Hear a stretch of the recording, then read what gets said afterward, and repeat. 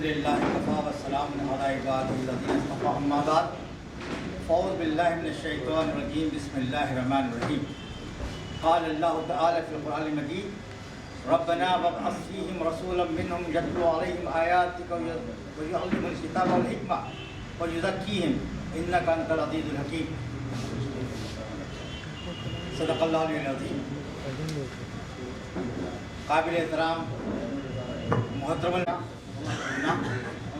اور آج کی اس مجلس کے نگران محترم اقبال خان صاحب چیئرمین، اور اسی طرح سے آج کی اس محفل کے نگران حاجی گلزار احمد صاحب صدر جمعیت العلماء پمپلی چنچوڑ، اور سیاست میں تشریف فرما معزز علماء کرام، اور یہاں میرے سامنے اس مجلس میں موجود بے شمار علماء کرام جو مجھ سے زیادہ قابل ہیں یہاں موجود ہیں، میں ان سب کا تہ دل سے استقبال کرتا ہوں اور آپ کی خدمت میں سلام پیش کرتا ہوں۔ السلام علیکم ورحمۃ اللہ وبرکاتہ۔ محترم حضرات، آج جو دعوت نامہ میرے ہاتھ میں پمپلی چنچوڑ کی جانب سے یہ اجلاس منعقد کیا گیا، اس اجلاس کا جو مرکزی موضوع ہے، سینٹرل تھیم ہے، وہ ہے ندائے ممبر و محراب۔ مساجد کے ممبر و محراب سے کیا صدا آنی چاہیے، یہ اس کی یاد دہانی کرانے والی تحریک ہے مجلس العلماء، اور اس میں کہا گیا ہے کہ اس نشست میں سماجی برائیوں اور ارتداد کے واقعات کو روکنے کے سلسلے میں اہم نشست کی منعقد کی گئی ہے۔ لیکن دوران گفتگو اس مجلس کے ناظم مولانا عبدالشکور ندوی صاحب نے یہ بات بھی عرض کی کہ مجلس العلماء کا جو ایک مشن ہے، اس کے ساتھ علماء کرام کے جو مسائل ہیں اس پر بھی ہم غور کریں گے۔ الحمدللہ میں مجلس العلماء تحریک اسلامی پمپلی چنچوڑ کے قیام پر پمپلی چنچوڑ کے تمام افراد کو مبارکباد دیتا ہوں۔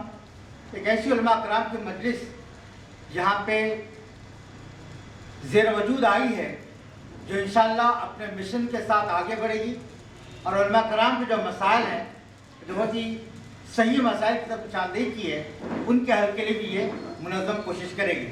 اور اس ضمن میں جماعت اسلامی پورے شہر کی طرف سے اور پمپلی کی طرف سے جو کچھ بھی حل کی طرف ہم سے مطالبہ کیا جائے گا، انشاءاللہ العزیز میں بحیثیت ذمہ دار وعدہ کرتا ہوں کہ ان مسائل کو حل کرنے میں جماعت اسلامی آگے رہے گی، کیونکہ ہمارا احساس ہے کہ آج بلکہ ہر زمانے میں ملت کی دینی باغدور علماء کرام ہی کے ہاتھ میں ہے۔ ملت کا مرکز و محور آج بھی مسجد کے ممبر و محراب ہی ہیں، اور وہاں سے جو بات نکلتی ہے وہ مسلمانوں کے دلوں میں رگ بس جاتی ہے۔ اس لیے علماء کرام کی قدر کرنا، ان کی ہمت افزائی کرنا اور ان کے مسائل کو سالو کرنا ایک بہت بڑی دینی ذمہ داری میں سمجھتا ہوں۔ محترم حضرات، میں نے سب سے پہلے قرآن مجید کی سورہ بقرہ کی آیت نمبر 129 کی تلاوت کی ہے۔ یہ ایک آیت ہے جو دراصل حضرت ابراہیم علیہ السلام نے دعا کی۔ وہ دعا نبی کریم صلی اللہ علیہ وسلم کے تعلق سے تھی کہ ربنا وابعث فیہم رسولا منہم یتلو علیہم آیاتک ویعلمهم الکتاب والحکمہ ویزکیہم انک انت العزیز الحکیم۔ حضرت ابراہیم نے رسول اٹھائی ہو جو انہیں کتاب و حکمت کی تعلیم دے، جو انہیں تیری آیات کو پڑھ کے سنائے اور ان کی زندگیوں کو سنوارے، تو زبردست اور حکیم ہے۔ یہ دعا تھی جو حضرت ابراہیم علیہ السلام نے کی، اور 2000 کیسے وقت دعا کی؟ آپ اور آپ کے فرزند حضرت اسماعیل علیہ السلام کعبۃ اللہ کی دیواروں کی تعمیر کر رہے تھے اور یہ دعا کرتے جاتے تھے، تو اللہ تبارک تعالیٰ نے اس دعا کو قبول کیا، اور آخری نبی حضرت محمد مصطفیٰ صلی اللہ علیہ وسلم کی ذات گرامی کو اس دنیا میں مبعوث فرمایا اس دعا کے نتیجے میں۔ اور دعا کے الفاظ کیا ہیں؟ یہ دعا کے الفاظ اصل نبی کریم صلی اللہ علیہ وسلم کی پوری زندگی کا مشن ہے کہ آپ معلم کتاب و حکمت ہیں، آپ معلم اخلاق ہیں، آپ دنیا کے واحد معلم جنہوں نے پوری انسانیت کو رہبری کی، رہنمائی کی۔ قرآن مجید کے ذریعے سے آپ نے پوری دنیا کو تعلیم دی اور اپنے عملی نمونہ زندگی کا پیش کیا کہ رہتی دنیا تک انسانیت کے لیے اگر کوئی نمونہ ہے تو نبی کریم صلی اللہ علیہ وسلم ذات گرامی ہے۔ کیا الفاظ تھے وہ کہ اللہ تو میں انہی کی قوم میں سے کیسا رسول اٹھائیے جو انہیں تیری آیات پڑھ کے سنائے۔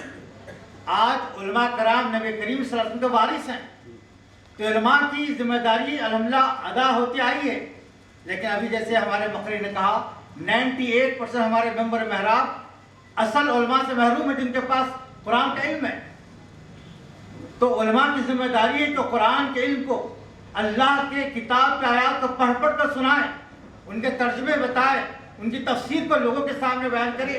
اگر یہ ذمہ داری، بڑی خوشی ہے کہ آج اس مجلس کی صدارت ایک ایسے جید عالم دین کر رہے ہیں جو اس شہر میں مشہور ہیں قرآن فہمی کے لیے، قرآن کے دروس سے قرآن کو عام کرنے کے لیے۔ مسجد مولانا محترم رضی اشرف صاحب قرآن کے اس پیغام کو عام کرتے ہیں۔ آج جیسے مولانا کہا کہ آج مسلمانوں کا زوال کی وجہ یہ ہے مسجدوں ممبروں کے محراب جو قرآن کی تعلیم کم ہو گئی تھی۔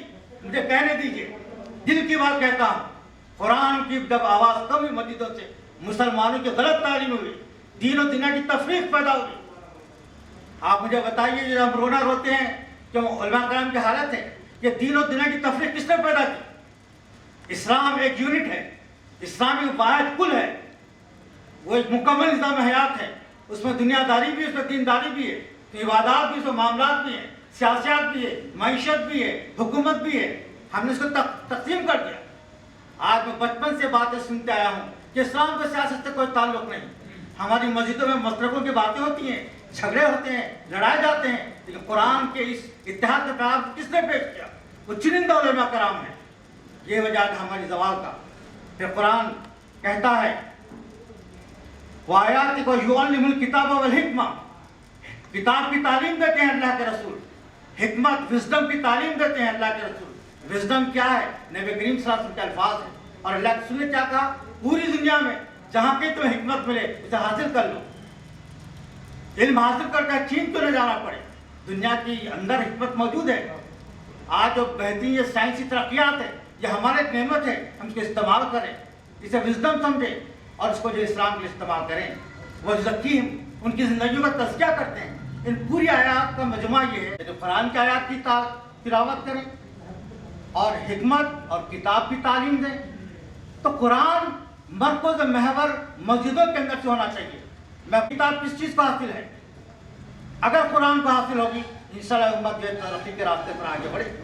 اب میں اس کے بعد یہ کہتا ہوں کہ سبق پھر پڑھ، صداقت کا، عدالت کا، شجاعت کا، لیا جائے گا تجھ سے کام دنیا کی امامت کا۔ الحمدللہ ہمارے علماء کرام اس ملک میں آزادی کی جد و جہد میں بھی آگے تھے۔ ابھی وہاں نام آیا بڑا محمود حسن رحمۃ اللہ علیہ کا، ابھی نام ہے بڑا عبدالکلام آزاد رحمۃ اللہ علیہ کا۔ یہ لوگ جید علماء کرام تھے اور ملک کی مین اسٹریم پولیٹکس میں آگے تھے، وہ چاہے آزادی کی پولیٹکس ہو یا اس ملک کے تقسیم کے بعد اس ملک کی تعلیم کی جو ہے پولیٹکس ہو۔ یہی علماء کرام تھے جو قوم کو رہنمائی کر رہے تھے۔ بھول گئے ہیں، ہم مسلکی انتشارات میں لگے ہوئے ہیں۔ یہ وجہ ہے کہ پوری امت کی جو تعلیم دی گئی ہے مسجدوں سے، مدرسوں سے، اس تعلیم کے نتیجے میں ایک ایسی ہاتھ میں تسبیح لینے والی قوم کی جمعیت پیدا ہو گئی ہے کہ جن کو دنیا کے حالات سے کوئی سروکار نہیں ہے۔ اگر آپ کہتے ہیں اسلام دنیا میں غالب ہونے کے لیے آیا، اسلام اس ملک میں آج بھی ویسا ہی نافذ عمل ہو سکتا ہے جیسے اللہ کے رسول کے زمانے میں ہوا۔ نبی کریم صلی اللہ علیہ وسلم جب مکے سے مدینہ ہجرت کرے تو سب سے پہلے آپ نے مسجد بنائی، مدینۃ النبی۔ اس مسجد کے پہلے امام نبی کریم صلی اللہ علیہ وسلم تھے۔ اس کے بعد جو دوسرے امام ہوئے وہ خلیفۃ الرسول ابوبکر صدیق رضی اللہ عنہ ہوئے۔ ہمارا وقت کا امام وقت کا خلیفہ بھی تھا۔ تو یہ جو دنیا کی تفریق اگر نہیں ہوتی تو مسلمانوں کی انقلابی فکر پوری کروڑوں کے مسلمانوں میں پیدا ہوتی اور مسلمان ہر میدان میں آگے ہوتے۔ وہ ڈاکٹر بھی ہوتا تو وہ ایک عالم دین ہو سکتا تھا، وہ انجینئر ہو کر بھی عالم دین ہو سکتا تھا، وہ حافظ قرآن ہو کر بھی سائنٹسٹ ہو سکتا تھا۔ اور سابق میں جب اسپین میں مسلمان حکومت تھی تو جتنے بڑے بڑے سائنٹسٹ کے نام آتے ہیں وہ وقت کے علماء کرام تھے، یہ علماء ہی تھے۔ وہ ساتھ میں قرآن کی تفسیر بھی کرتے تھے اور وہ حکمت و طب کے عالم، اعلیٰ درجے کے عالم بھی تھے۔ تو یہ جب دین و دنیا کی تفریق نہیں ہوگی اور علم کو ایک کل سمجھا جائے گا، اس کے حساب سے قوموں کی تربیت کی جائے گی تو انشاءاللہ آج بھی انقلاب اس ملک میں آئے گا۔ تو اس ضمن میں میری چند گزارشات ہیں، وہ یہ ہیں کہ ہم نے ریجنل اور انٹرنیشنل لینگویج کو علماء کرام نے توجہ نہیں دی. کتنے علماء کرام جو انگریزی زبان میں اسلام کی دعوت کو پہنچا سکتے ہیں. آج کی ضرورت ہے اور کچھ نہیں ہے انشاءاللہ. اگر آپ حضرات کہیں انگلش اسپیکنگ کورس علماء کرام کے لیے بھی چلایا جائے, یہ وقت کی ضرورت ہے. میں کہتا ہوں اور دل سے کہتا ہوں کہ تنقید نہیں کرتا ہوں. یہ ہماری کوتاہی ہے کہ ہمارے پاس یقیناً علماء ہی آج ملت کا اصل سرمایہ ہے. مدرسے دین کے قلعے ہیں, لیکن یہ ہمارے جیسے جو اصلی طالب لوگوں کی بھی عدم توجہی کی وجہ سے یہ جو خزانہ ہمارے پاس ہے, اگر ان کو جیسے سر نے انگلش اسکول شروع کیا تو ہم علماء کرام کو انگلش سکھا دیتے تو آج ایک ڈاکٹر ذاکر نائک نہیں, ہر شہر میں ایک ڈاکٹر ذاکر نائک ہوتا, وہ دین کا داعی ہوتا. میں پوچھتا ہوں کہ ریجنل لینگویج میں ہماری توجہ نہیں ہے. کتنے علماء کرام جو مراٹھی میں دین کی دعوت پیش کر سکتے؟ اردو ہی مسلمانوں کی ایک زبان ہے, ایسا نہیں ہے. آج ہر کیرلا سے لے کر یو پی تک جتنے اس ملک میں ریجنل زبانیں ہیں, الحمدللہ جماعت اسلامی نے ان مقامی زبانوں میں قرآن مجید کا ترجمہ پیش کیا. ایک بڑے سیاسی لیڈر نے کہا کہ مغل حکمران اس ملک میں 800 سال حکومت کیے, لیکن انہیں توفیق نصیب نہیں ہوئی کہ اللہ کے کلام کو یہاں کے بندگان کی زبان میں پیش کر سکے. الحمدللہ ثم الحمدللہ, شکرانے کے طور پر کہتا ہوں جماعت اسلامی الحمدللہ یہاں بھی علماء کرام ہیں. اس کے پہلے جو امیر تھے مولانا ابواللیث اسرائی اور ندوی تھے, جہاں سے مولانا رضی اشرف فارغ ہیں, ندوی وہاں سے فارغ تھے, علماء کرام ہی ہیں. ان لوگوں نے کی کوششوں سے ہندوستان کی 14 مقامی زبانوں میں قرآن مجید کا تراجم موجود ہے. تو میں کہتا ہوں کہ اس ویژن کے ساتھ علماء کرام آئیں. باتیں آپ نے رکھی ہیں اور انشاءاللہ عزیز جو باتیں میں نے کہی ہیں انشاءاللہ اس باتوں میں ہم مکمل آپ کو تعاون دیں گے. اور جو مسائل الحمدللہ بہت اچھی باتیں جو تنخواہ کے تعلق سے مسائل آئے ہیں یہ تو اجتماع عام میں آ چکی ہیں, لیکن شہر کے سرکردہ افراد کے ساتھ ایک ٹیبل ٹاک کر کے اس کا جو بھی اب تو عوام میں بات آ چکی ہے. اب کچھ سرکردہ افراد ٹیبل ٹاک کے 25 لوگ اس شہر کے جو مخیر حضرات ہیں, جو ٹرسٹی صاحبان ہیں, ان کے ساتھ بیٹھ کر کے اس مسئلے کو بھی حل کریں گے اور اس میں ہم آپ کا بھرپور تعاون کریں گے. میں اللہ تعالیٰ سے دعا کرتا ہوں اللہ تعالیٰ آج مجلس العلماء تحریک اسلامی کے ذریعے سے جہاں انبیاء مشن کا بھی کام ہو, وہیں علماء کرام کی عزت ہمت افزائی کا بھی کام ہوگا. میں یہی کہہ کر اپنی بات کو ختم کرتا ہوں کہ وقت فرصت ہے کہاں, کام ابھی باقی ہے, نور توحید کا اتمام ابھی باقی ہے. شکریہ خدا.